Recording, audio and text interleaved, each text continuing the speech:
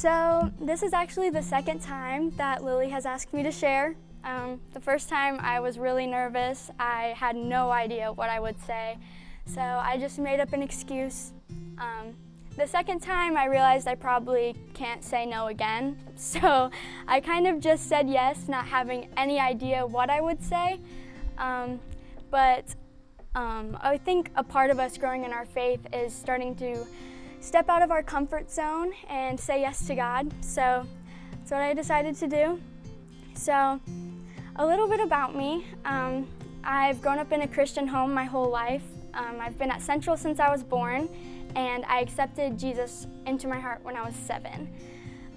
So overall, I guess you could say I've had a pretty comfortable life. I haven't really endured any huge trials, or I guess you could say like a life-changing moment that led me to think I didn't really have much of a testimony, which is why I was kind of scared going into this. Like, I'm supposed to share my testimony, but I don't really think I have one. So I spent a lot of time praying this week, just asking God for some guidance on what I could possibly say, or just to help me even find what my testimony is. So I spent a lot of time just sitting in silence and just self-reflecting on my life a little bit and my relationship with Jesus. And as I was looking back, I was just realizing I may not have that one big defining moment in my faith, but I've had a lot of small, really significant moments that have led me to where I am today. And I've gone through a lot of seasons in my life. And I realized just how much I've grown these past 2 years. This year specifically, I think we can all say it's been a really crazy year, full of lots of ups and downs. And one really big change that I went through this year was quarantine. I think we all endured a huge change with that, and we're all probably kind of sick of talking about it, but I'm going to talk about it, so sorry. I was really struggling when we first started quarantine. I was having a hard time because all of my daily life routines were just kind of taken away from me. We couldn't go to school anymore, which kind of had some pluses, but I was kind of sad too. Couldn't see friends, couldn't go to church, and we were just kind of stuck in our house for a while. And for me, that was really hard. I'm really bad at dealing with change, so I was struggling a lot with that. And I was just constantly thinking negatively, and I just felt really lonely for the first couple weeks of quarantine, actually. I was just having a super hard time and just wondering what God's plan for all of it was, and I just felt like things kept getting worse. That's when Mike Steiner, he's the campus life leader at my school, I go to Leo, he started reaching out to some groups of people from my school, and he had us listening to some podcasts, a lot of which helped change my perspective a lot on life. The podcasts just really touched my heart. If you need a podcast or you want something good to listen to that's positive, I will be happy to suggest some to you because they helped me a lot. And we would meet weekly and talk about the podcasts, which was nice to still talk to people, even if it was through Zoom. And then we also were reading a book called Not a Fan by Kyle Idleman. That book is seriously life-changing. Like, I loved every bit of it. It's super convicting, I think. It kind of scared me a little bit. It's about diagnosing you as a fan or a follower. And so if you're looking for a good book, I totally recommend that. You can get it off Amazon. So those two things, that when Mike was pouring into my life and some other people during quarantine, really helped shape me as a person and helped me get through it. And I started to have a more positive outlook on the whole quarantine situation. What seemed super negative, I started to see in a positive light. All my daily routine things, they were taken away from me. I was seeing that as a punishment. But then when I looked at it in a different light, I saw it as God giving me a new chance. He's taking out all the distractions from my life and giving me a new opportunity to kind of just restart with him. And I guess you could say I was just completely changed after that. That book and the podcast, they started to change me, and I was feeling a lot better. And so one day I was going through my room and I found an old devotional. So I just kind of started flipping through it, and I just came across a page that I hadn't read before, and what I read seriously completely it was like a slap across the face. Like, it completely related to everything I was going through. I think what everyone was going through, just with 2020 and quarantine, it was amazing. I was just kind of overwhelmed with emotion. And so I'd like to share some of that devotional with you guys. Okay. We have a tendency to get unsettled and maybe even annoyed when things don't go according to our plan. And here's the kicker: life rarely goes according to our plans. This can be disconcerting because, well, we are generally fans of our own plans. We tend to think that our days should play out just as we want, so when inconveniences and interruptions arise, we balk a little bit, we might even whine. As my friend and I discussed how we struggle with loosening our grips on the reins, so to speak, I realized that one word kept creeping up in the back of my mind: surrender.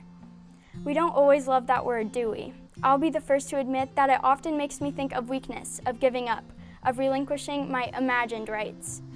The reality, however, is that when we walk with the Lord, a surrendered life is actually our highest aim. It's what we're after. It's not necessarily what we think we want on the days when we think we've mapped out a really good plan. So here's what we remind ourselves. No matter what, the Lord's plan is better. No matter what. It's so easy to forget, but those frustrating interruptions just might be divine appointments. That's why it's good to set aside the whining and the whying and focus on the what. Lord, what would you have me learn from this unexpected shift in plans? Lord, what is the best way I can serve and love in this situation? Lord, what are the places in my life where I'm tempted to elevate my plans above yours? As we surrender to the Lord's agenda and not our own, as we thoughtfully and prayerfully respond to our circumstances instead of merely reacting, we inevitably discover that the Lord will not leave us permanently frustrated. He is always up to something new, so we can trust that those unexpected, unscheduled interruptions are invitations to cooperate with Him, to join Him in His work here on earth. He is making all things new, and although the timetable for that certainly isn't up to us, it is absolutely a gift to know that He's at work in our lives. Since He's never going to leave us as He finds us, He is constantly teaching us, and sometimes what seems super inconvenient, whether it's an interruption in our own lives or the life of someone we care about, is valuable instruction from the heart of our Father. Let's surrender to the lesson. And I don't know about you, but I thought that really related to just 2020 in general. I think a lot of our plans were just completely thrown out the window. And a lot of us don't like change. And I think that just really pointed out to me that I do not trust God as much as I think I do. I like things going the way I want them to go. And when they don't, I get frustrated and I tend to put a wall up between me and God. So hearing that really changed my perspective. And I think the main takeaway I got from that is even when life gets really chaotic and crazy and you're going through hardships, God is always the same and He always will be, and He's always someone you can fall to for any struggles, or when life is going good, He's always there. So I think that's all I have. Eden, I appreciate you taking the risk to share and putting the time in to prepare all of that for us. One thing I want to share for you guys from that, I was reminded of one of my favorite passages, and actually Pastor Jeremy used it today in his message, and it's Hebrews chapter 10. Actually, no, Jeremy didn't use it. It was Pastor Doug who did it in the middle of worship.